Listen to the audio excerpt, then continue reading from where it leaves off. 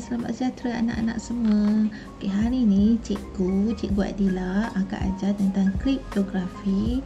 Kita fokus kepada transposition cipher. Tapi transposition cipher yang mana ya Cikgu akan ajar? Jom, apakah objektif pembelajaran kita pada hari ini? Di akhir pembelajaran, pelajar dapat melakukan penyulitan dan sulit menggunakan kaedah kolumnar transposition. Tadi cikgu cakap cikgu nak ajar tentang transposition cipher kan? Maknanya di sini transposition cipher dia ada dua. Satu kolumnar transposition, satu ialah real-fact cipher. Tapi pada hari ini cikgu akan ajar tentang kolumnar transposition. Transposition cipher ini dia mengubah kedudukan abjad dalam teks sahaja. Jadi inilah cara bagaimana penyulitan dan sulit berlaku menggunakan kaedah transposition cipher. Kolumnar transposition ini melakukan penyulitan secara mendata dengan bilangan laju yang ditetapkan. Dalam kolumnar transposition dia ada kunci penyulitan iaitu merupakan satu perkataan. Bilangan abjad dalam perkataan ini menentukan bilangan laju. Kemudian abjad yang ada menentukan cara untuk mengubah urutan abjad dalam mesej dan abjad ditulis pada setiap petak. Jadi nak tahu lebih lanjut, cikgu akan tunjukkan contoh penyulitan dan juga sulit menggunakan kolumnar transposition. Jadi sekarang kita akan melakukan penyulitan menggunakan kolumnar transposition. Penyulitan bermaksud kita menukarkan teks biasa kepada teks cipher. Jadi contohnya di sini mesej ataupun teks biasa tersebut ialah senarai nama pengawas dan kita ada kunci iaitu bunga. Jadi sekarang kita kena tentukan susunan abjad pada kunci tersebut.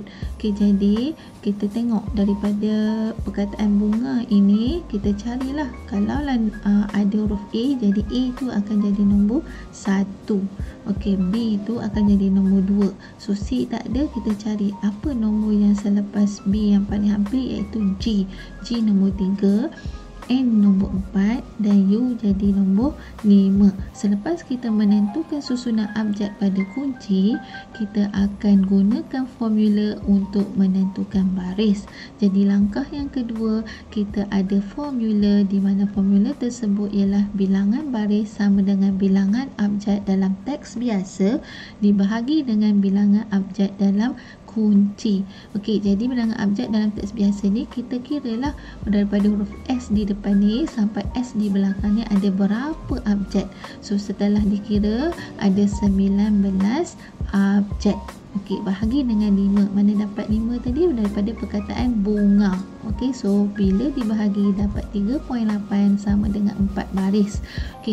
Jadi kalau kamu misalnya katalah dapat bilangan baris ni 3.1. Jadi kamu kena juga tambah 1, 4 baris. Kita bukan buat pembundaran kita jawapan itu kita perlu tambah dengan 1. Kemudian kita kembangkan jadual dalam langkah 1 dengan menambahkan bilangan baris. Iaitu bilangan baris yang kita dapat tadi ialah 4 baris. So laju ada 5. 1, 2, 3, 4, 5. Baris ada 4. 1, 2, 3, 4. Kemudian kita isilah abjad dalam mesej ke dalam petak kosong dari kiri ke kanan. So kita isi senarai nama pengawas. Kemudian ada satu kotak kosong ni. Satu kotak kosong ni kita perlu isikan dengan sebarang abjad bagi memenuhkan jadual. So terpulang pada kamu nak letak abjad apa pun. Kemudian langkah yang ketiga, teks cipher ditulis mulai dari laju 1 diikuti dengan laju seterusnya.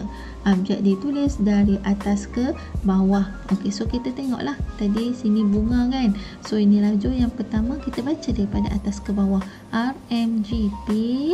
Kemudian kita ambil langkah laju yang kedua pula. SAAA. Kita tulis sini SAAA. Kemudian laju ketiga ialah AANS. Kemudian laju keempat NNEA dan laju kelima ialah EIPW. Okey, EIPW. Jadi inilah jawapan kepada penyulitan. Okey, so itu ialah penyulitan menggunakan kolumnar transposition. Nya sulit pula. Nya sulit pula. Contoh yang diberikan, Malik menerima teks cipher dan kunci seperti di bawah. So ini ialah teks cipher dia. Ini ialah teks cipher dan kunci dia ialah malu. Macam penyulitan juga tadi, kita buat langkah yang pertama, kita bina jadual dan isi abjad kunci seperti di bawah dan kita tentukan susunan abjad pada kunci. Jadi kita tengoklah A to Z.